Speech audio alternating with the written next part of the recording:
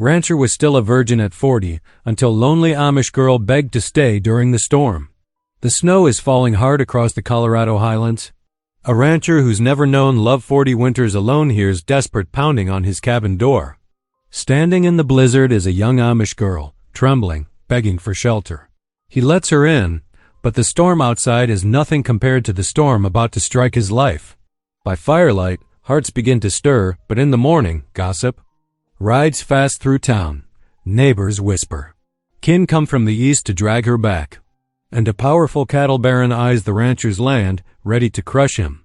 She carries secrets from her past. He carries shame he's never spoken aloud. Together, they may find faith in family or be torn apart forever. When the church bell tolls and the townsfolk demand answers, only one choice will stand between ruin and redemption. Will the rancher risk his name and his soul for the girl who begged him to stay? Comment below and tell me where in the world you're joining from. And if this story made you pause for a moment, hit that subscribe button for more. The blizzard's fury rattled the sturdy log cabin, its wooden walls creaking under the assault of bitter winter winds. Edward Boone stood at his iron cook stove, stirring a pot of bean soup that would be yet another solitary supper. The familiar weight of loneliness pressed down on his broad shoulders as he reached for a tin bowl from the shelf.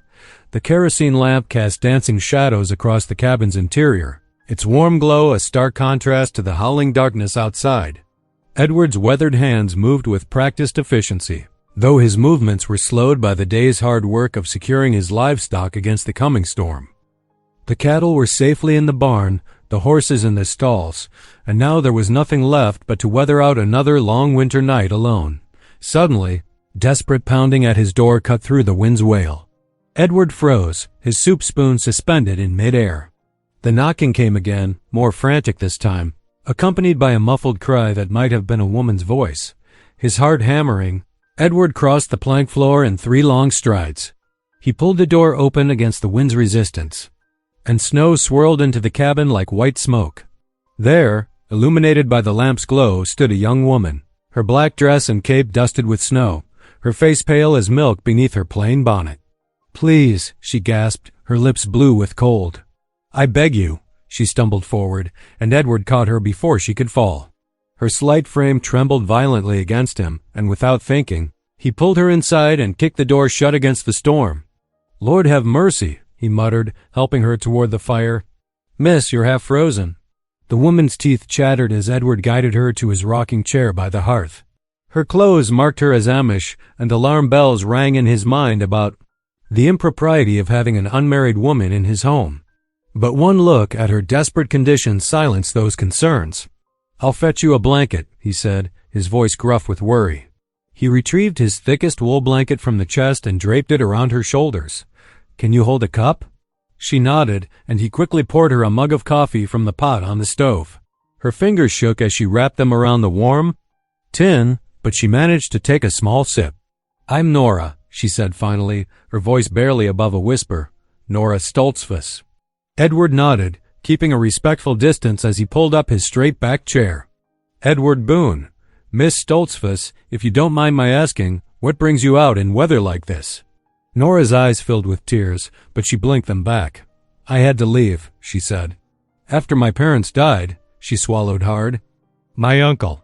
He arranged a marriage, without my consent, to a man who—" She stopped, her hands tightening around the coffee cup. Edward's jaw clenched. He'd heard of such things, even among the English, but it didn't sit right with him. "You ran away?" She nodded, shame and defiance warring in her expression. "I know it's wrong to disobey, but I couldn't," her voice broke. "I couldn't bear to be bound to someone so harsh, so unloving. Not after watching my parents' gentle marriage. All these years." The wind howled outside, making the windows rattle in their frames. Edward stood and moved to the stove, ladling out a bowl of soup. His mind raced with the complications of this situation. A single woman, alone in his cabin, it could ruin both their reputations if word got out.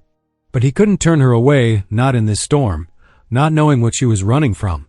"You should eat something," he said, offering her the bowl. "Get warm inside and out." "Thank you," she whispered, accepting the soup with trembling hands. "I know this puts you in a difficult position." I only need shelter until the storm passes." Edward watched as she ate, noting how proper her manners remained despite her desperation. Her dark hair was neatly pinned beneath her bonnet, and even her snow-dampened dress spoke of careful craftsmanship. This was no impulsive girl, he realized, but a woman driven to extreme measures by extreme circumstances. "The storm's likely to last through the night," he said finally. "Maybe longer." Fear flickered across her face. "I understand if you can't." "No," he cut in, more firmly than he intended. He softened his tone. "No, you'll stay. We'll figure something out come morning, but for tonight, you're safe here." Relief softened her features, though worry still lined her brow. "God bless you, Mr. Boone." Edward busied himself gathering more blankets and his spare pillow. He arranged them near the hearth, where the fire's warmth would keep her comfortable through the night. All the while, his mind churned with concerns about what tomorrow might bring. Would her relatives come searching? Would the neighbors gossip if they found out? But each time he glanced at Nora's face, saw the quiet dignity there despite her fear. He knew he'd made the right choice. "I'll sleep in the storage room," he told her, gathering what he'd need for the night. "If you need anything, just call." Out. Nora looked up from where she sat, still wrapped in his blanket. "Mr. Boone?" Her voice was soft but steady. "Thank you. Not just for the shelter, but for not asking more questions than you needed to. For believing me." Edward felt his face warm, and he nodded awkwardly. "Get some rest, Miss Stoltzfus. You're safe here." He retreated to the small storage room, leaving the door cracked so he could hear if she called for help. The spare bedroll was thin, and the floor was hard, but he barely noticed the discomfort. His mind was too full of the evening's unexpected turns. Through the wall, he could hear Nora's gentle breathing, growing more regular as exhaustion claimed her. The storm continued its assault on the cabin, but somehow its lonesome howl seemed less bitter now. Edward lay awake for hours listening to the wind and the soft sounds of his unexpected guest, knowing that tomorrow would bring its own storm of complications. But for now, in this moment, he knew with certainty that he'd done what was right, no matter what consequences might come. The night stretched on, dark and wild outside the cabin's walls, but inside two souls found a measure of peace, one in the simple mercy of shelter freely given, the other in the unexpected warmth of helping someone in need. Morning crept into the cabin with pale fingers of light. Edward stirred from his makeshift bed in the storage room, his muscles stiff from the hard floor. The storm's fury had quieted to a whisper, but when he peered through the frosted window, he saw the night's work laid bare. Snow had drifted halfway up the barn's walls, and the yard was a sea of white, unmarked except for where the wind had carved ripples across its surface. The smell of coffee drew him into the main room. Nora stood at the stove, her bonnet neat and her dress smooth despite yesterday's ordeal. She had already stoked the fire and set water to boil. "Good morning, Mr. Boone," she said softly, her Amish accent lending a musical quality to her words. "I hope you don't mind I found the coffee pot." Edward ran a hand through his hair, suddenly conscious of his rumpled appearance. "No, I don't mind at all. Thank you." He watched as she moved about his kitchen with quiet efficiency, locating the few dishes he owned and setting them out. Her movements reminded him of his mother long ago, bringing order to chaos without fuss or complaint. "I have some bread," he offered, reaching for the tin on the shelf. "And there's bacon, if you'd like." Nora nodded, and they worked together in silence, the sizzle of bacon and crack of eggs the only sounds between them. When they sat down to eat, Edward noticed how she bowed her head in silent prayer before taking up her fork. His own mother had done the same, every meal without fail. "I'm much obliged for your kindness," Nora said after several quiet minutes. "Both for the shelter and for not turning me away." Edward studied his plate, unsure how to respond. The morning light revealed details he'd missed in last night's darkness. The grace of her movements, the intelligence in her dark eyes, the way her hands folded together when she spoke, as if holding her words carefully before releasing them. "We should check the animals," he said finally. "If you're feeling up to it, of course." She stood, gathering their empty plates. "I've worked with farm animals all my life. I'd be glad to help." They bundled up against the cold, Edward lending her an extra scarf he found in his chest. The trek to the barn was slow, breaking through snow that reached past their knees in places. Inside, the animals greeted them with hungry noises, horses stomping in their stalls, cattle lowing softly, chickens clucking their impatience. Edward showed her around, explaining his daily routine. "These two are my working horses," he said, patting the neck of a sturdy bay. "That's Thunder, and the mare is Grace." Nora approached the horses without fear, letting them sniff her hands. "They're beautiful animals, well cared for too." They worked together, falling into an easy rhythm. Edward forked hay while Nora gathered eggs, her sure hands never breaking one. She knew exactly how to approach the hens, speaking to them in soft Pennsylvania Dutch that made Edward smile despite himself. As they worked, Nora spoke of her life before, her voice carrying over the comfortable sounds of the animals. "Our farm was smaller than this," she said, "but we had dairy cows and chickens. My father taught me everything about caring for them. He believed every creature deserved kindness." Edward nodded, understanding in his bones what she meant. "Your father sounds like a wise man." "He was," Nora's voice caught slightly. "He and Mother both. They showed me that faith should bring joy, not just rules. That love matters more than strict obedience." She paused, running her hand along a stall door. "After they died, everything changed. Uncle Jacob, he sees only the letter of the law, not its heart." Edward leaned on his pitchfork, choosing his words carefully. "It's not my place to judge your people's ways, but forcing anyone to marry against their will, that ain't right." "No," Nora agreed quietly. "It isn't right at all." She turned to face him fully. "I know what people will say about me running, that I'm rebellious, unwilling to submit to authority. But I've prayed on this, Mr. Boone. I've asked God to show me his will. And my heart tells me there must be a place where kindness matters more than rules." The morning light filtering through the barn's high windows caught the moisture in her eyes, making them shine. Edward felt something twist in his chest, compassion warring with caution. Having her here was dangerous for both their reputations. Yet he couldn't bring himself to regret taking her in. They finished the chores and returned to the cabin as the sun climbed higher, though its light did little to warm the frigid air. The day passed in quiet activity. Nora insisted on helping with indoor tasks while Edward made several trips to check on his cattle in the outer pasture. When evening drew near, they sat before the fire, the flames painting everything in soft gold. Edward found himself talking more than he had in months, sharing stories of his own parents, of inheriting the ranch young, of learning everything through trial and error. "Never had time for courting," he admitted, "watching the flames dance rather than meeting her eyes. Ranch takes all my attention. And truth be told, I ain't much good at talking to folks. Especially women folks." He cleared his throat. "Gets lonely sometimes, I reckon. But a man gets used to it." "Does he?" Nora asked softly. "I tried to get used to loneliness after my parents died. Tried to accept that marriage without love was God's plan for me. But my heart wouldn't quiet." She twisted her hands in her lap. "Sometimes I think loneliness hurts more than anything else."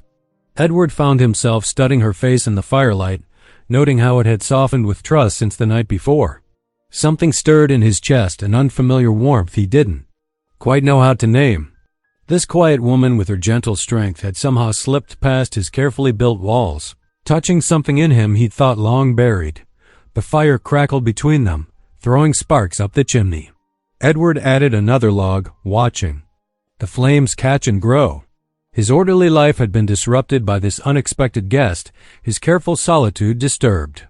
Yet as he sat there, listening to Nora's soft breathing and the pop of burning wood, he realized he didn't want to return to the silence that had filled his cabin before she arrived. This recognition unsettled him, made him both yearning and wary. He'd learned long ago not to want things he couldn't have. But watching Nora's face in the firelight, seeing both strength and vulnerability there, he knew his heart had already betrayed his careful plans for a solitary life. They sat together. As the evening deepened, each lost in their own thoughts while the fire burned low and the wind whispered against the cabin walls. Neither spoke of tomorrow or what it might bring, content for now in this moment of shared understanding, this fragile peace they'd found in the aftermath of the storm. The morning dawned clear and bright, the storm's fury spent at last. Sunlight sparkled across the untouched snow, making the world seem clean and new. Edward stood at his cabin window, coffee cup warming his hands. Watching as the rising sun painted the white landscape in shades of pink and gold. Nora was at the stove, the familiar scent of breakfast filling the cabin. 3 days of shared meals and chores had settled into a comfortable routine that made Edward's heart ache with its simple rightness. The peace shattered when he spotted them dark shapes moving against the pristine snow of the ridge. Riders. At least 6 of them, making their way down toward his property. His grip tightened on his cup as he recognized Deacon Miller's distinctive black coat among them. "Nora," he said quietly, not wanting to frighten her. "There are men coming. One's wearing plain dress." The spoon Nora had been holding clattered against the iron stove. She moved to the window, her face draining of color as she recognized the approaching figures. "That's Deacon Miller," she whispered. "And, yes, that's Uncle Jacob with him." Edward set his cup down with careful deliberation. "You don't have to see them if you don't want to." Before Nora could respond, hoofbeats thundered into the yard. A sharp knock rattled the door. Edward Boone. Deacon Miller's voice carried clearly through the wooden panels. "We know you're in there. We need to speak with you about a serious matter." Edward straightened his shoulders, years of ingrained politeness warring with his desire to protect Nora. He opened the door but remained firmly in the doorway, blocking entrance to the cabin. The 6 men sat astride their horses, their breath frosting in the cold air. Besides Deacon Miller and a stern-faced man Edward assumed was Uncle Jacob, he recognized Tom Webster and Luke Hayes from town, along with 2 other Amish men. "Good morning, Deacon," Edward said evenly. "What brings you out this way?" Deacon Miller's usually friendly face was grave. "Edward, we're looking for a young woman who fled her community 3 nights ago, Nora Stoltzfus. We have reason to believe she might be here." Uncle Jacob spoke up, his accent thick with emotion. "She has abandoned her people and her faith. She must return to face the consequences of her disobedience." Edward felt Nora trembling behind him, though he hadn't heard her approach. He shifted slightly, keeping himself between her and the men's view. "Miss Stoltzfus is indeed here," Edward said clearly. "She came to my door during the storm, half frozen. As any Christian would, I offered her shelter." Murmurs rippled through the group. Tom Webster spat into the snow. Mighty convenient, her choosing a bachelor's cabin to shelter in. Edward's hands clenched at his sides, but he kept his voice steady. "She is my guest, Mr. Webster, and she remains so until she chooses her own path forward." "This is unacceptable," Uncle Jacob declared, his face reddening. "She is promised in marriage. She has duties to her community. To harbor her is to encourage sin." "With all due respect," Edward replied, "forcing a woman to marry against her will ain't right in God's eyes or man's." Luke Hayes leaned forward in his saddle. "You're treading dangerous ground, Boone. Folk will talk. Your reputation. My reputation matters less than doing what's right." Edward's quiet words carried across the yard. "Miss Stoltzfus is under my protection until she decides otherwise. That's all I have to say on the matter." Deacon Miller shook his head sadly. "I'll have to bring this before Reverend Thompson, Edward. The church can't ignore such impropriety." "Do what you must, Deacon," Edward remained unmoved. "God knows my heart, and he knows I'm doing what any decent man would do." "You'll regret this defiance," Uncle Jacob warned, wheeling his horse around. "Both of you will face judgment for this sin." Sin. The riders turned their mounts, but Tom Webster lingered. "Shame to see you throw away years of respect for some runaway girl, Boone. Folks won't soon forget this." Edward watched silently as they rode away, their horses' hooves cutting dark trails through the pristine snow. Only when they disappeared over the ridge did he close the door, his shoulders sagging slightly. He turned to find Nora standing in the middle of the room, tears streaming down her face. "I'm so sorry," she whispered. "I never meant to bring trouble to your door. Your reputation, your standing in the church, I've ruined everything." Edward crossed to her, pulling out his handkerchief and offering it awkwardly. "Now don't take." "And so? My reputation ain't worth much if I can't use it to help someone in need. But they'll talk. They'll say awful things about you." Nora dabbed at her eyes. "And the church will do what it will do." Edward's voice was gentle but firm. "But I reckon God cares more about what's in our hearts than what the gossips say." Nora looked up at him, her eyes still bright with tears. "How can you be so calm about this?" Edward considered his words carefully. My pa used to say a man's character shows clearest when doing right costs him something.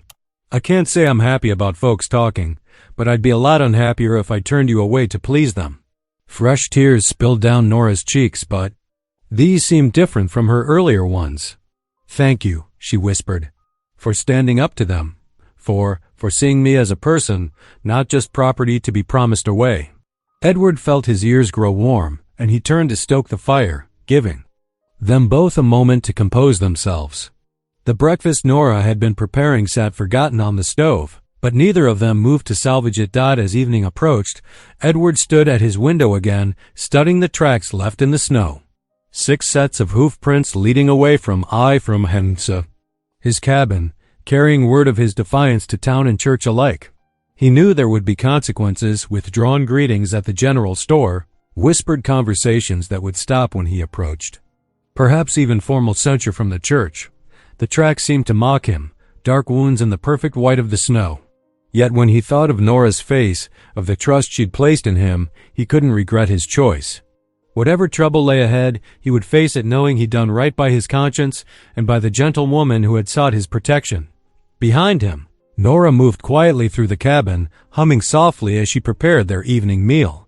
The simple domestic sound eased something in his chest, reminding him that some things mattered more than the good opinion of others.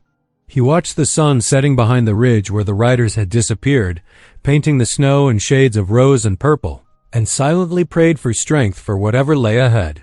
The winter sun cast long shadows across fresh fallen snow as Edward's wagon approached the white-clapboard church. A week had passed since the searcher's visit, 7 days of quiet companionship that had settled into an unexpected comfort. But now, as the sound of hymns drifted through the crisp morning air, Edward felt his hands tighten on the reins. Nora sat beside him, her borrowed dress modest and plain, though not Amish made. She had insisted on attending services, refusing to hide like someone ashamed. "The Lord knows my heart," she had said that morning, chin lifted with quiet determination. "I won't skulk in shadows as if I've done wrong." Edward guided the horses to a halt beside the hitching post. Already he could see faces turning in the windows, conversation stopping mid-word as folks noticed their arrival. He climbed down first, then offered Nora his hand, helping her navigate the packed snow of the churchyard. "Ready?" he asked softly. Nora squared her shoulders. "With God's help." They climbed the wooden steps together, their boots echoing on the planks. Edward opened the door, and the warmth of the packed church washed over them, along with the sudden hush of 40 conversations dying at once. Mrs. Peterson, who had been adjusting a lamp, nearly dropped it.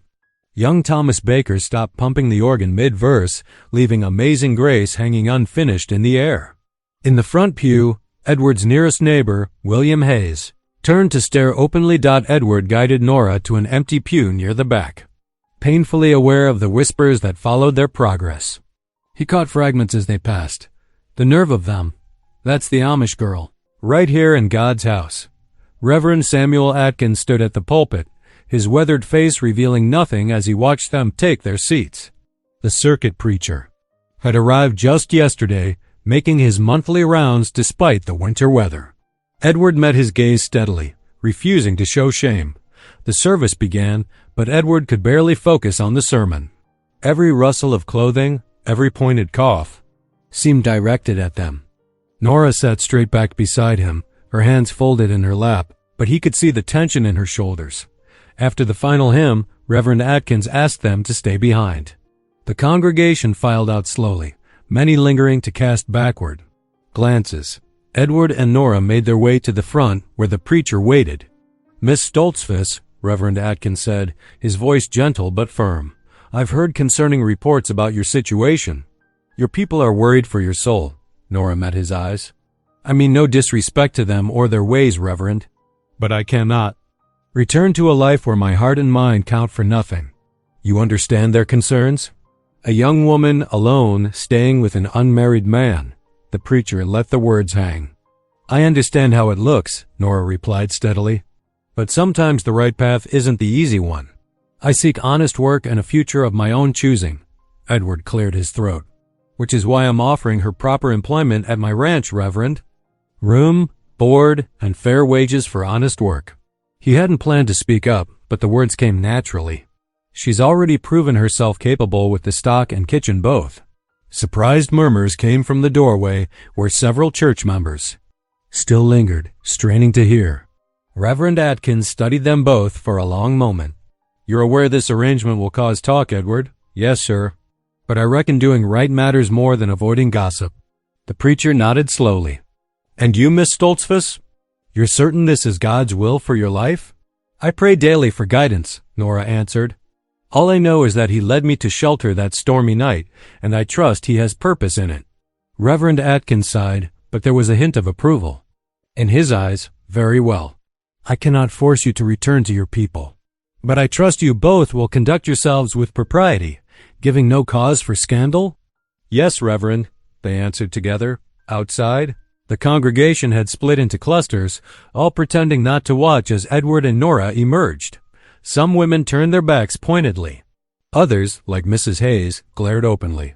But Widow Morrison, a quiet soul who had lost her husband 2 winters back, approached them directly. "Here," she said, pressing a cloth-wrapped loaf into Nora's hands. "Fresh baked this morning. The Lord welcomes all who seek him with honest hearts." Nora's eyes grew bright with tears. "Thank you, ma'am. That's right kindly of you." They made their way to the wagon through a gauntlet of stares and whispers. Edward helped Nora up, then climbed in beside her.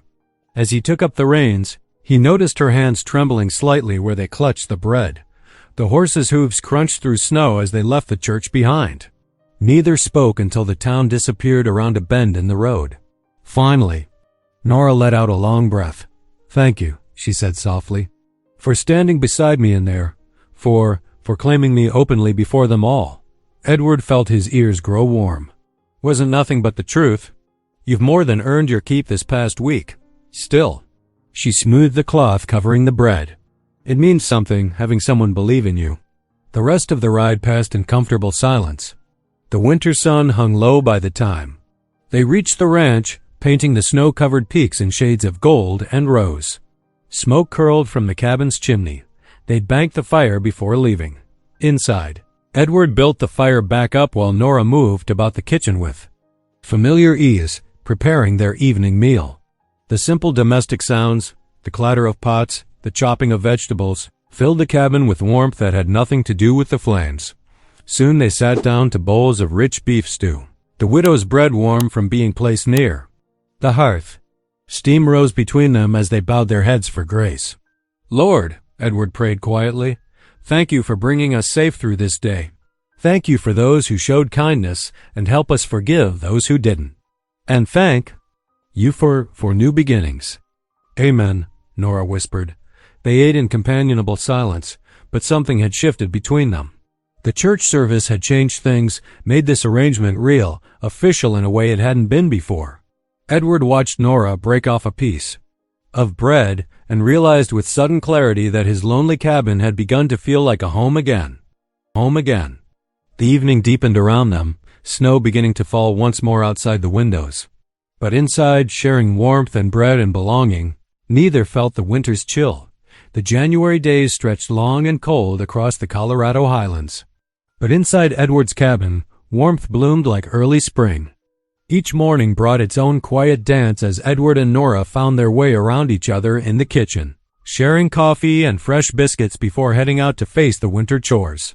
"Mind your step here," Edward called one frosty morning, holding the barn door as Nora carried a bucket of feed. "Ice gets slick right at the threshold." She navigated it carefully, her breath clouding in the crisp air. "Much obliged. Though I reckon I'm getting better at staying upright in all this snow." Edward's mouth twitched in what might have been a smile. He'd noticed how quickly she adapted to ranch life, how eager she was to learn every task he showed her. Today, he had promised to teach her about mending fence lines. They trudged through knee-deep snow to where winter storms had damaged the western pasture fence. Edward pulled tools from his coat pockets, heavy pliers, a coil of wire, leatherwork gloves sized for his large hands. "Here," he said, demonstrating how to test each post for stability. "Grab it firm and give it a shake. If it wobbles, we need to shore it up before fixing the wire." Nora watched intently, then tried it herself. Her smaller hands gripped the weathered wood as she tested the next post. "This one's loose," she reported. "Good eye." Edward showed her how to pack snow and rocks around the base for temporary support until spring thaw would allow proper repairs. Together they worked down the line, checking posts and mending broken wires. When Nora's fingers grew clumsy with cold, Edward pulled an extra pair of gloves from his pocket.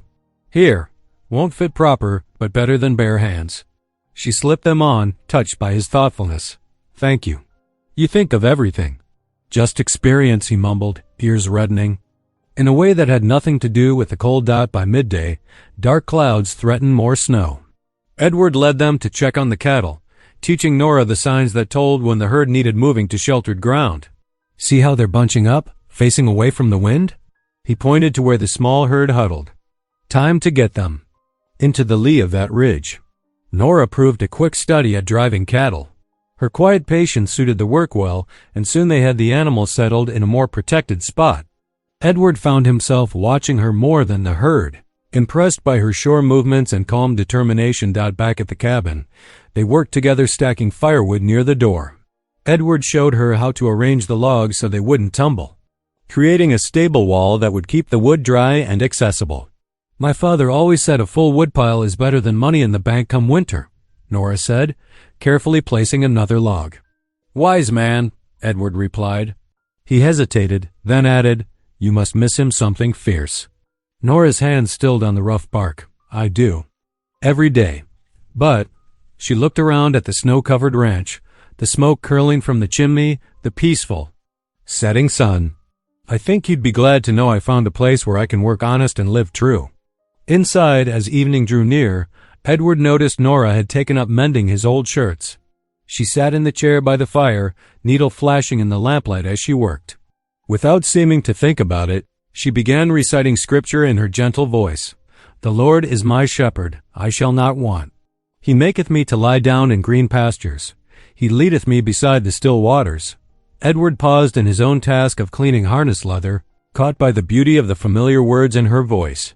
The psalm continued, bringing comfort he hadn't known he needed. "Those words saw me through many a dark night," he said when she finished. "After my parents passed, when the ranch felt too big for one man alone." Nora looked up from her sewing. "God's mercy follows us, even when we feel lost. I believe that with my whole heart." She smoothed his shirt in her lap. "When I fled that night, I was so afraid. But something kept whispering that there was grace ahead, if I just had courage to seek it.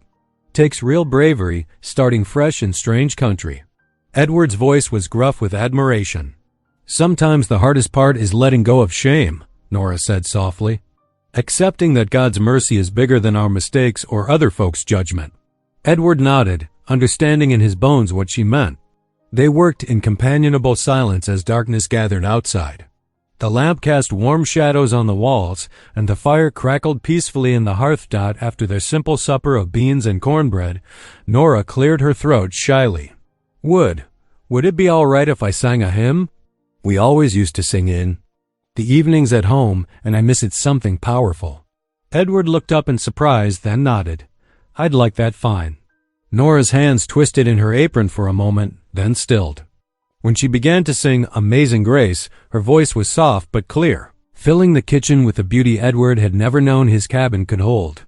"Amazing grace, how sweet the sound that saved a wretch like me. I once was lost, but now am found, was blind, but now I see." The familiar words took on new meaning in her gentle voice. Edward found himself blinking hard, something tight and warm building in his chest. He hadn't realized how much he'd missed music, how long his evenings had been empty of song. When the last note faded, neither spoke for a long moment. The fire popped, sending sparks up the chimney. Outside, a lone coyote called, answered by its distant mate. "Thank you," Edward finally managed, his voice rough. "Been a powerful long time since these walls heard singing." Nora smiled, a hint of color in her cheeks. Perhaps they were just waiting for the right song. Edward busied himself banking the fire for the night, not trusting himself to speak. Hope had taken root in his heart, tender and new as spring grass. He wasn't ready to name it love. The word seemed too big, too precious to risk just yet. But watching Nora move about the kitchen, humming softly as she wiped down the table, he knew his life had changed as surely as winter would yield to spring. That night, lying in his bed listening to the wind, Edward found himself humming "Amazing Grace" under his breath. The tune carried him into dreams of gentle voices and warm kitchens, of grace found in unexpected places, and of lonely cabins transformed by song into homes. The letter arrived on a crisp morning, carried by a wear-looking boy from town who refused to meet Edward's eyes. Edward stood on his porch, unfolding the official-looking paper with rough hands while Nora watched from the doorway, anxiety creasing her forehead. His face darkened as he read. "Arlen Fitch," he muttered, the name bitter on his tongue. "Claims. He's filed papers on Cedar Creek. Says the water rights are his now." Nora stepped closer, her wool shawl pulled tight against the morning chill. "But the creek runs through your land. How can he claim it?" Edward's jaw clenched. Man like Fitch thinks he can claim anything he wants. Without that water, he trailed off, but they both knew, without Cedar Creek, the cattle would suffer. The ranch would fail. "I need to ride to town," he said, already turning toward the barn.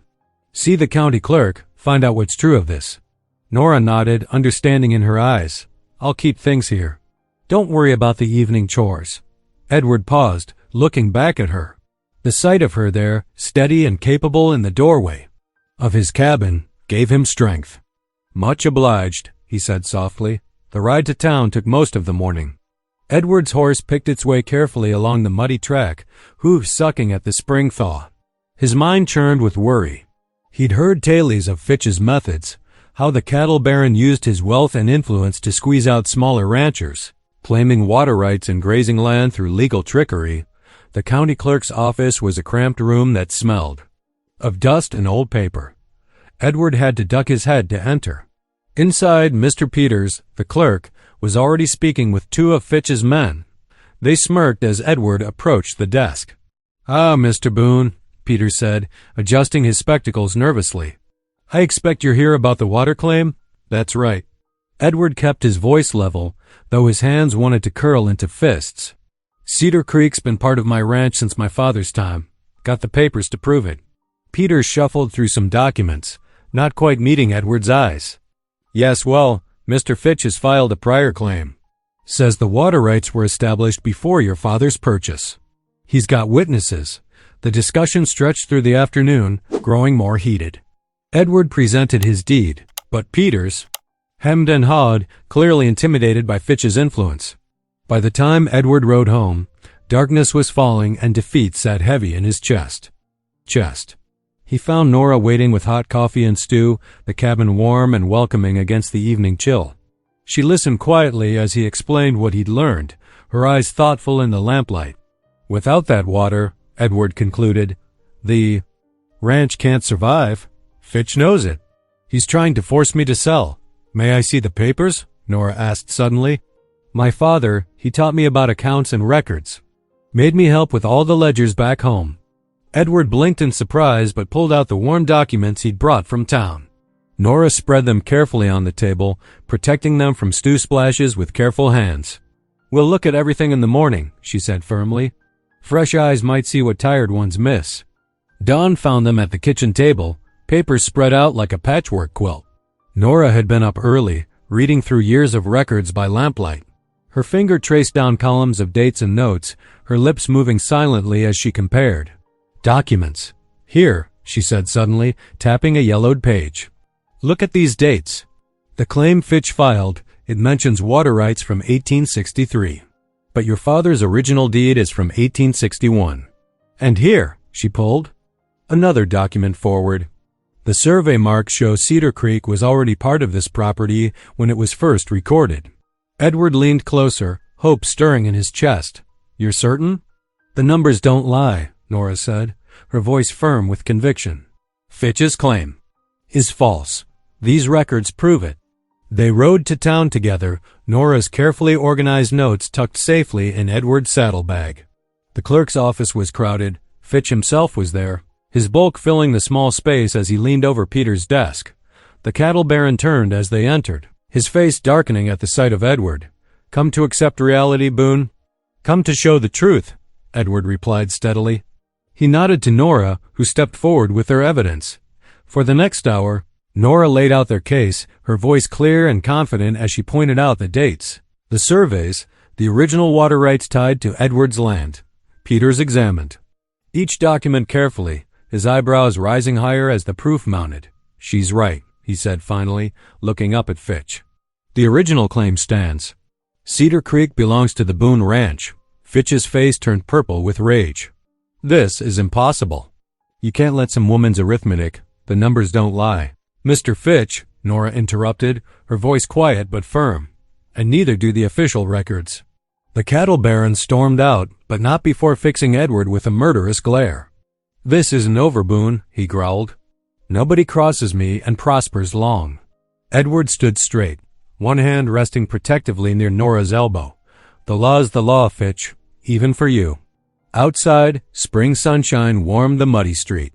Edward helped Nora mount her horse, his hands gentle on her waist. "I don't know how to thank you," he said softly. "You saved my ranch today." Nora smiled down at him, her eyes bright. "We saved it together. That's what matters." They rode home side by side, the threat of Fitch's vengeance hanging over them like storm clouds.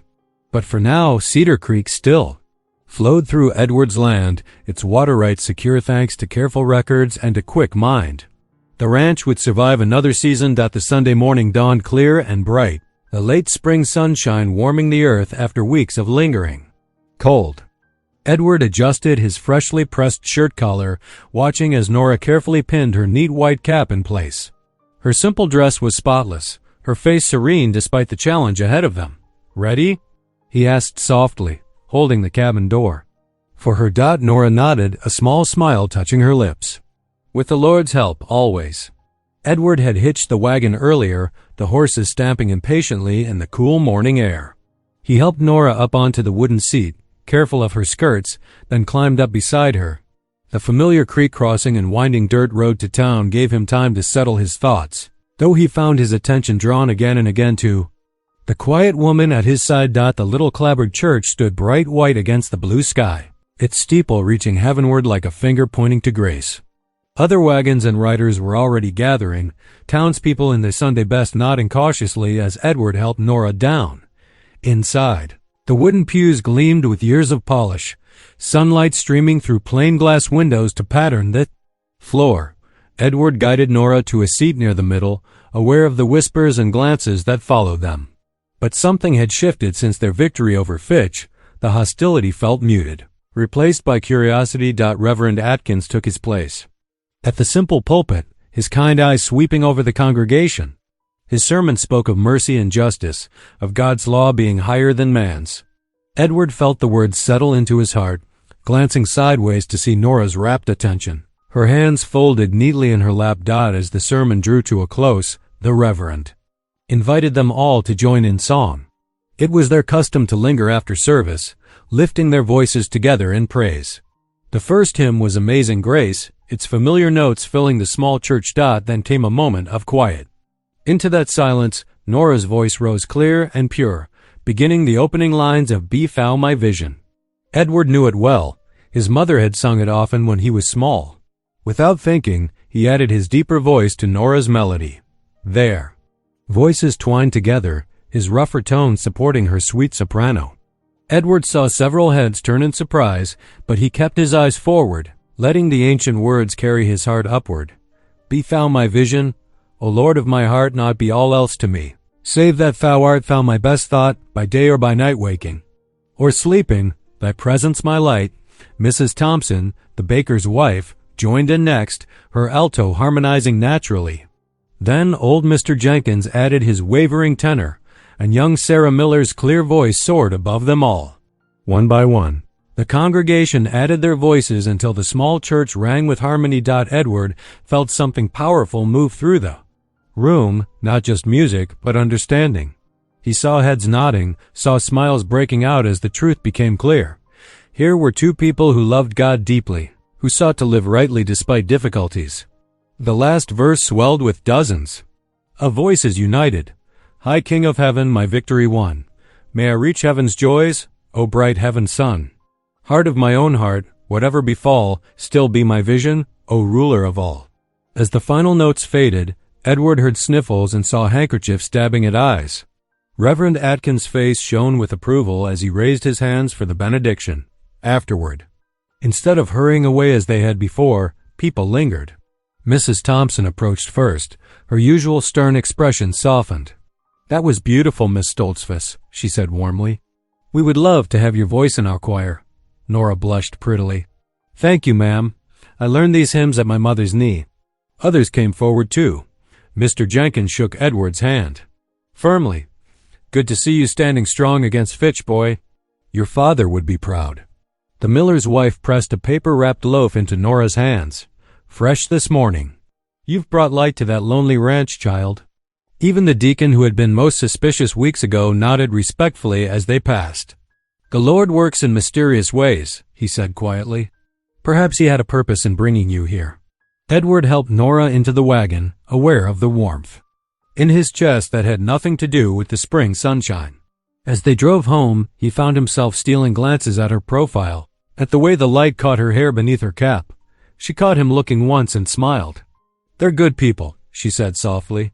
"They just needed time to see." "You helped them see," Edward replied.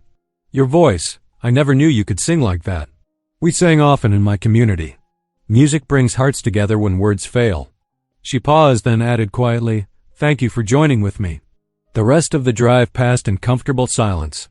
Back at the ranch, they worked together to unhitch the horses and prepare their Sunday dinner. Edward found himself humming as he pumped water from the well, while Nora's voice lifted in snatches of hymns as she moved about the kitchen. The cabin felt different now, warmer, more alive. Edward watched Nora roll out biscuits, her capable hands dusted with flour, and felt hope unfurling in his heart like spring leaves. She caught his eye and laughed, a sound as sweet as her singing had. "Ben, what are you thinking about, Edward Boone, standing there with that smile?" He ducked his head, suddenly shy again. "Just thinking how different everything is now, how much better." Nora's eyes softened with understanding. "Yes," she said simply. "It is." They worked together to finish preparing the meal, moving around each other in the small kitchen with easy familiarity. Their laughter mingled with the sounds of cooking, the snap of the stove fire, the bubble of stew in the pot, the soft thump of dough on the wooden board. As Edward set the table, sunlight streaming through the window caught the simple dishes and made them shine like fine china. He watched Nora place a vase of early wildflowers she'd gathered that morning in the center of the table, and his heart swelled with a joy he hardly dared name. Here was what he'd been missing all these years. Alone, not just help with the ranch work or someone to share meals with, but this deeper warmth that made his cabin feel truly like home. He saw it in the way Nora had arranged curtains at the windows, in the neat stack of mended shirts in his room, in the hymn books now sitting beside his father's Bible on the shelf. "Supper's ready," Nora called, bringing the stew pot to the table. Steam rose from the biscuits, golden brown and perfect. As they bowed their heads to pray, the spring morning dawned crisp and clear, sunlight warming the new grass that pushed through patches of melting snow. Edward stood at his barn door, watching Nora scatter feed for the chickens. Her quiet humming drifted across the yard, mixing with the contented clucking of the hens. The creak of wagon wheels in the distance made them both look up. Edward's heart sank as he recognized the distinctive black-painted vehicle approaching, its driver and passengers dressed in the simple dark clothing of the Amish. Nora's face went pale, the feed basket trembling in her hands. "Ease ist me Uncle Jacob," she whispered in Pennsylvania Dutch, then switched to English. "My Uncle Jacob and Cousin Eli." Edward moved closer to her side as the wagon pulled into the yard. 3 men climbed down, 2 older, 1 younger, all wearing the traditional broad-brimmed black hats and full beards of married Amish men. Their faces were stern, eyes hard as they took in Nora's presence beside Edward. Uncle Jacob spoke first, his voice cold and carrying. "Nora Stoltzfus, you have brought shame upon our family and our ways." Edward felt Nora trembling beside him, but admired how she kept her chin up. The younger man, Cousin Eli, wouldn't meet her eyes, staring instead at the ground. "The community has sent us to bring you home," the second older man stated. "This English life is not for you. You know this." "Uncle Jacob, Uncle Samuel," Nora acknowledged them quietly. "Eli, I did not mean to bring shame." But I could not submit to God's will? Jacob cut her off. Could not accept that husband chosen for you? Instead you run like a willful child to live in sin with an Englishman? Edward stepped forward, anger rising. Now see here. No, Edward, please. Nora touched his arm gently. Let me speak to them. She turned to her relatives. I have not lived in sin. Mr. Boone has been nothing but honorable, giving me honest work and a safe place to stay. You live under his roof, unmarried, Samuel said. The community talks. Your behavior breaks our ordnung, our rules. You know this cannot be allowed. I need time, Nora pleaded. Time to think, to pray about. My path. Jacob's face hardened further. There is nothing to think about. You will return with us now, or face the ban. Complete shunning. Never to speak to family again, cast out from God's people forever. Edward saw Nora sway slightly at these words. He knew what such a threat meant to her. Complete separation from everything and everyone she had ever known. Give her time to consider, Edward said firmly. At least grant her that mercy. The three men conferred quietly in Pennsylvania Dutch, then Jacob turned back. Until tomorrow morning. We will return then for your answer, Nora. His eyes were flinty. Choose wisely between your people and the world's temptations. They climbed back into their wagon without further words. Edward and Nora stood silent, watching until the vehicle disappeared down the road. The rest of the day passed in heavy silence. Nora went about her tasks mechanically, her usual gentle humming absent. Edward tried to give her space while staying close enough to offer support if needed. He saw her pause often in her work, staring into distance with tears threatening Dot as evening approached. Edward built up the fire while Nora prepared a simple supper neither of them would eat much of. The lamplight cast long shadows on the walls. As they sat at the table, food growing cold on their plates, finally Nora's composure broke. Her shoulders began to shake as tears spilled down her cheeks. I don't know what to do, she whispered. I cannot go back to that loveless marriage. They arranged but to never see my family again. A sob caught in her throat. To be cast out, shunned by all who knew me since birth. Edward's heart ached seeing her pain. He wanted to gather her close, to promise everything would be all right, but he knew this had to be her choice alone. When I was young, he said quietly, and struggling with big decisions, my mother always said there was only one sure way to find clarity. Nora looked up, wiping her eyes. Prayer, she said softly. Edward nodded. Would you pray with me, Nora? She drew a shaky breath and nodded. Together they moved from the table to kneel beside Edward's worn armchair. The lamplight flickered over them as Edward's deep voice began. Lord, we come before you tonight with troubled hearts, seeking your wisdom and guidance. You know Nora's heart, her struggles, her fears. You know the path ahead better than we ever could. Grant her clarity to see your will and courage to follow. Nora's softer voice joined his. Dear Father, I am lost between two worlds. Show me where I belong, where I can best serve you. Give me strength for whatever path you choose and peace with that choice. They continued praying together, their voices sometimes mixing, sometimes taking turns, until the lamp burned low and the fire settled to glowing coals. Finally, they rose from their knees, both feeling calmer despite the weight of decision still hanging heavy in the air. Thank you, Nora said quietly, her hand brushing Edward's arm, for everything. Try to rest, he replied gently. God will make his will known. They parted to their separate rooms, but sleep would prove elusive for both.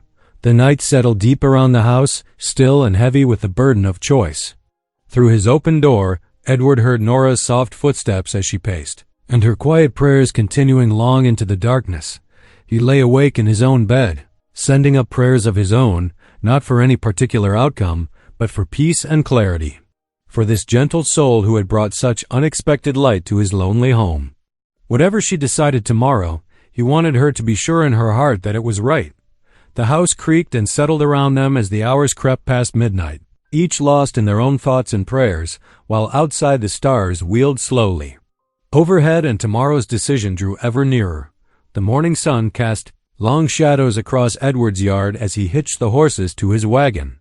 Nora emerged from the cabin wearing her simple blue dress, her face pale but composed after the long night. Neither had slept much, the weight of her family's ultimatum hanging heavy in the air. "I thought we might go to town," Edward said carefully, adjusting the harness. "Get some supplies, maybe clear our heads a bit," Nora nodded, gathering her shawl closer. "I would like that. The walls feel closed this morning." Edward helped her up onto the wagon seat, trying not to notice how naturally her hand fit in his, how right she looked sitting beside him. The horses set off at a steady pace, hooves clopping against the packed earth of the road. Spring was stirring. In the Highland Valley, fresh grass pushed through melting snow patches, and birds called from budding branches. Edward stole glances at Nora as she watched the landscape, her face thoughtful but less strained than the night before as they approached. Town, Edward felt Nora tense beside him. Word of her relative's arrival had surely spread already. News traveled fast in small communities. But when they tied up at the hitching post, several townspeople nodded warmly. Mrs. Peterson, the minister's wife, actually smiled and called out, "Good morning, Miss Stoltzfus." Her greeting drew surprised looks from others on the boardwalk, but seemed to ease some of the tension in Nora's shoulders. Inside Jensen's mercantile, the bell above the door announced their arrival. Old Mr. Jensen looked up from his ledger, his weathered face breaking into a kind smile. "Mr. Boone, Miss Stoltzfus, what can I get for you today?" Edward pulled out his list while Nora wandered the aisles, running her fingers over bolts of fabric and examining jars of preserved goods. The store was quiet except for the creak of floorboards and the scratch of Mr. Jensen's pencil as he noted down Edward's orders. A group of women entered, their chatter falling silent when they spotted Nora. But instead of the earlier cold shoulders and whispers, Mrs. Thompson, the blacksmith's wife, gave a small wave. Her daughter Sarah even walked over to ask Nora about a pattern she was considering for a new dress. Edward watched from the counter as Nora's face lit up, offering gentle suggestions about fabric and stitching. The sight made his heart ache with unexpected tenderness. She belonged here, he thought, not just in the town, but in his life. As Mr. Jensen wrapped their purchases, Nora drifted back to Edward's side. "Everyone seems different today," she whispered. "People can surprise you," Edward replied softly. "Sometimes it just takes time for them to see what's true." Nora's eyes met his for a moment, something unspoken passing between them. Then she turned away, color rising in her cheeks as she pretended to study a display of dried herbs. "The wind's picking up," Mr. Jensen commented as he handed over their packages. "Might want to head back before it gets too cold." Outside, the spring warmth had indeed given way to a chill breeze. Edward helped Nora into the wagon, then secured their supplies. As they started home, she spoke so quietly he almost missed it. Over the wagon's creaking, "I want a life where kindness reigns," she said, more to herself than to him. "Where faith means mercy, not just rules." Edward's heart thundered in his chest. Words rose to his lips.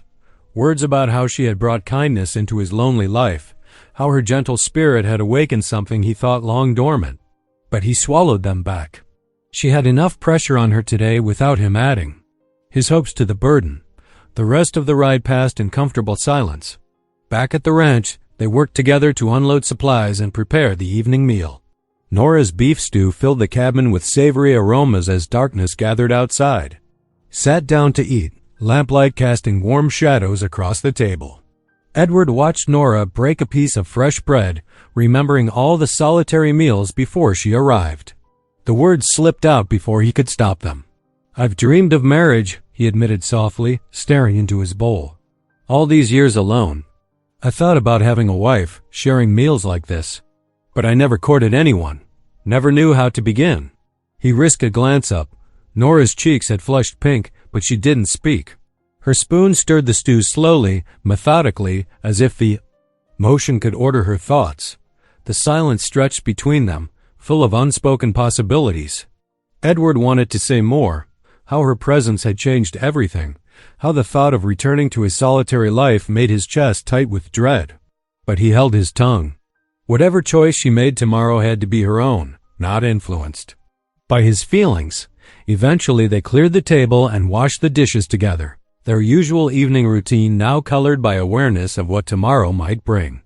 When the kitchen was tidy, they retreated to their usual spots, Edward in his chair by the fire, Nora on the small sofa with her mending. Outside, the wind had grown bitter, rattling the shutters and pressing cold fingers through every crack.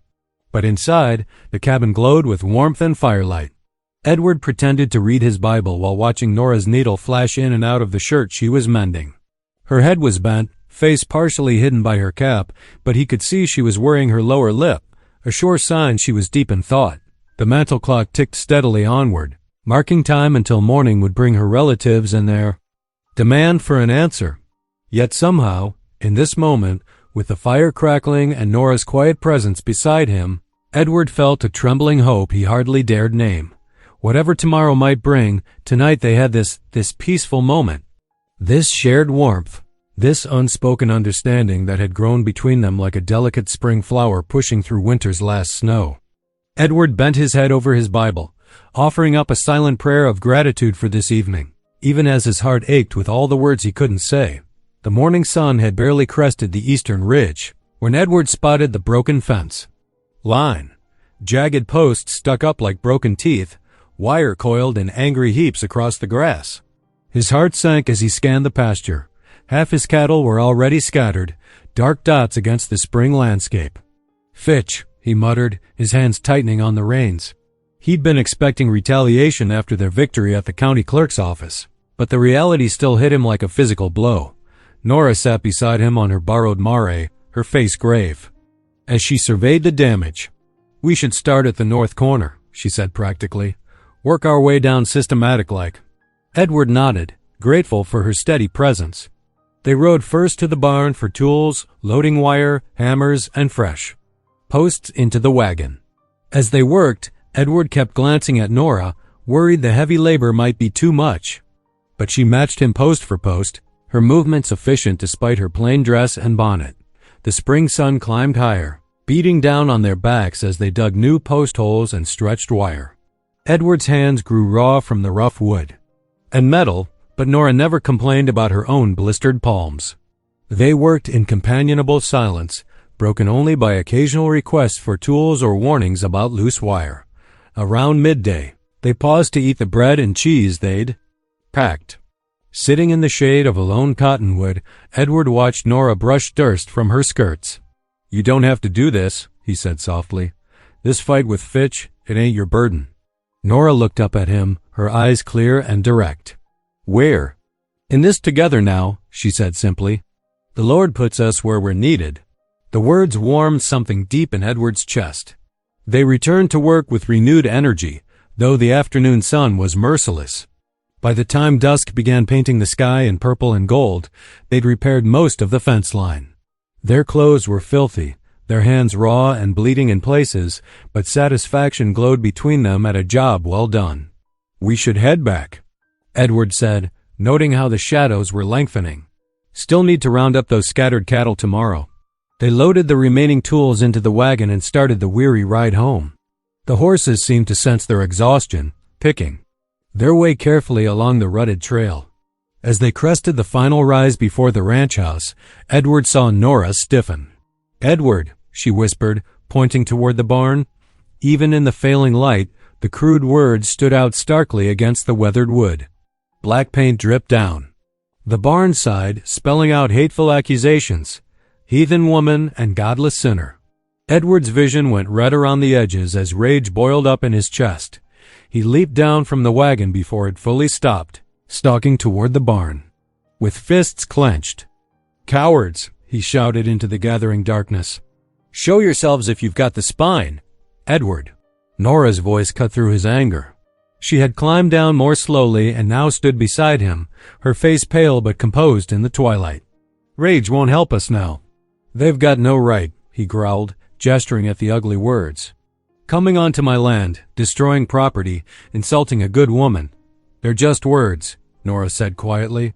"Words can't hurt my soul." She touched his arm gently. "True strength lies in mercy, Edward. That's what the good book teaches us." Edward's breath came hard and fast as he struggled with his anger. "Mercy? For men who destroy everything I've built?" "Especially then." Nora's voice was firm.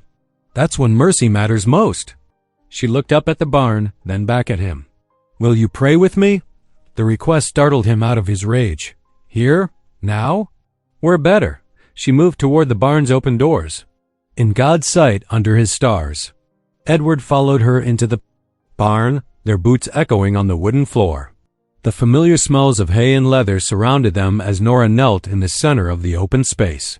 After a moment's hesitation, Edward knelt beside her. "Dear Lord," Nora began, her voice rising, clear and strong in the darkness, "we ask for your guidance in this troubled time. Give us strength to face our trials with grace. Help us remember that you are our rock and our fortress."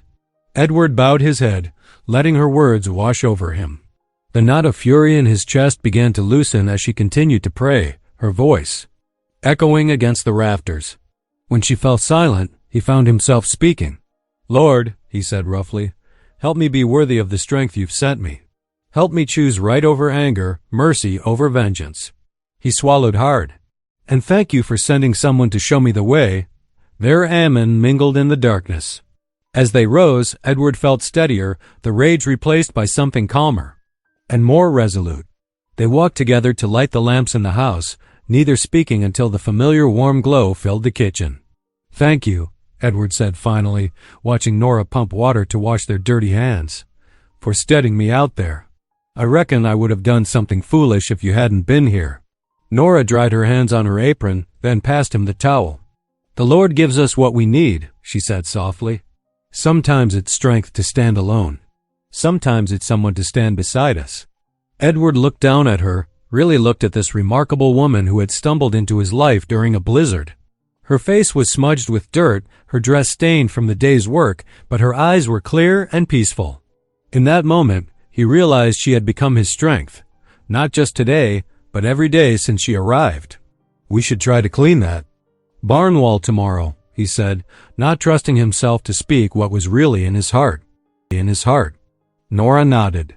"Together," she said simply. The word hung between them like a promise as they began preparing their evening meal, moving around each other in the familiar kitchen. Outside, the night pressed dark against the windows, but inside, their shared resolve glowed as warm as the lamplight. The town hall's wooden benches creaked under the weight of nearly every rancher and farmer in the county. Oil lamps cast flickering shadows on the walls as Mayor Thompson called the meeting to order. The air felt thick with tension as men shifted in their seats, papers rustling. Harlan Fitch stood first, his expensive boots clicking against the plank floor. "Friends and neighbors," he began, his voice smooth as creek water over stones, "we're facing troubled times. Some folks," here he glared at Edward, "are holding back progress, hoarding water rights that could benefit us all." Edward sat straight back beside Nora, feeling the weight of every stare. His documents lay neat and ordered on his lap, thanks to Nora's careful organization. When Fitch finished his speech about common good and sharing resources, Edward rose slowly. "Mr. Fitch talks about sharing," he said, his voice quiet but carrying to every corner. "But his idea of sharing means taking what belongs to others." He held up his papers. "These documents show my water rights were filed proper and legal 5 years ago. The creek feeds my cattle and waters my crops, same as it always has." Whispers rippled through the crowd. Someone in the back muttered about that Amish woman living at Edward's ranch. Edward's jaw tightened, but he kept his voice steady. "As for Miss Stoltzfus," he said, turning to include everyone in his gaze, "she's been my steadfast help through all this trouble." Her quick mind spotted the flaws in Mr. Fitch's claims. "She deserves your respect, not your gossip." Nora stood. Then, her hands trembling slightly but her chin high.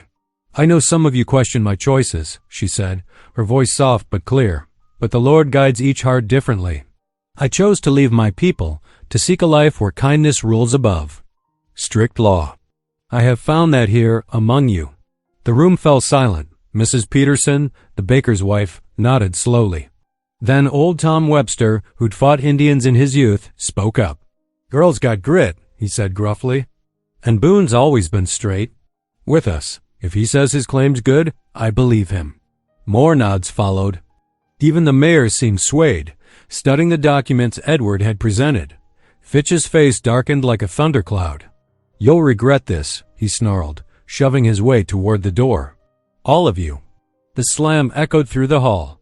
Afterward, people lingered to shake Edward's hand. Several women spoke kindly to Nora, asking her to share her bread recipe. The mood had shifted, like spring sunshine breaking through storm clouds. The night air felt crisp and clean as Edward and Nora walked home under a canopy of stars. Neither spoke for a long while, comfortable in their shared silence. Their boots crunched in unison on the packed dirt road, and overhead, the Milky Way stretched like a river of light across the dark sky. They had faced the town together, and their bond felt stronger for it. Every step toward home was a step toward their shared future, though neither yet dared to name what that might be. The afternoon sun cast long shadows across Edward's yard as Nora's relatives returned, their wagon wheels grinding to a halt near the barn. Her uncle Jakob stepped down first, his stern face set like granite beneath his broad-brimmed hat. Behind him, two more uncles and her cousin Benjamin formed a wall of dark wool and disapproval. "Nora," Uncle Jakob called out, his voice carrying the weight of generations of tradition. "We have given you time to consider. Now you must choose. Return with us today, or face the ban." Edward stood on his porch, hands gripping the railing until his knuckles went white. Every fiber of his being wanted to step between Nora and her kin, to protect her from their harsh demands. But he knew this choice had to be hers alone. Nora's face had gone pale, but she lifted her chin. "I need this night," she said softly. "Tomorrow at dawn, I will give my answer." The men exchanged glances, then nodded gravely. They would stay in town, they said, and return with the morning light. Their wagon creaked away, leaving silence in its wake. That evening, Edward could barely touch his supper. "Nora," he said finally, his voice rough with emotion, "whatever you decide, I want you to be free to choose. Your path is yours to walk." Tears gleamed in her eyes, but she said nothing, rising from the table and walking out to the barn. The door closed behind her with a gentle thud that seemed to echo through Edward's heart. In the barn, Nora knelt and found the sweet-smelling hay. Lamplight cast soft shadows as she bowed her head in prayer. Hours passed as she wrestled with her decision, remembering everything that had led her here. She recalled Edward's kindness that first stormy night, how he had opened his door without hesitation, the gentle way he taught her about the ranch, never mocking her questions, his quiet strength when defending her before the town, the peace she felt working beside him, sharing scripture and hymns in the evening. Most of all, she remembered his respect for her mind and spirit. Never once had he tried to force her thoughts or feelings. He offered protection without demanding submission, strength without tyranny. The first light of dawn was painting the eastern sky when Nora finally rose from her knees. Her eyes were red from crying, but her heart was at peace. She knew her path, now as clear as the morning star still glowing in the pale sky. Edward sat at his kitchen table, having barely slept.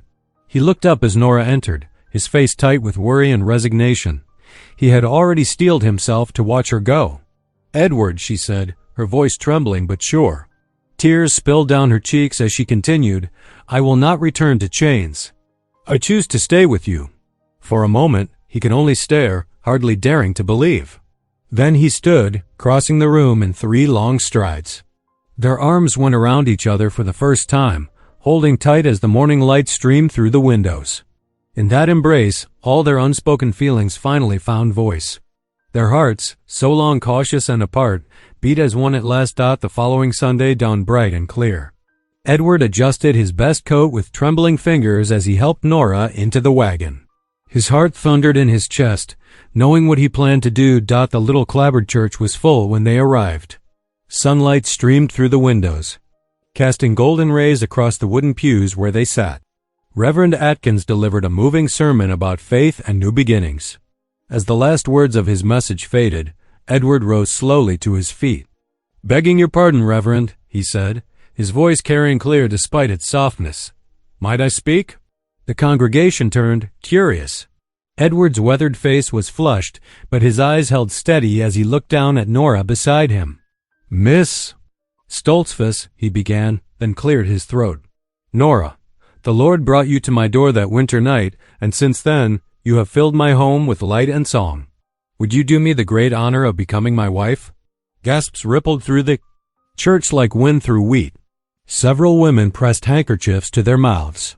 Nora's eyes filled with tears as she gazed up at Edward, her face glowing with joy. Double quotes, yes, she whispered, then stronger. Yes, I will. The congregation erupted in exclamations and approval. Even those who had once whispered against them now smiled and nodded. Reverend Atkins stepped down from his pulpit, beaming. God's timing is perfect, he declared.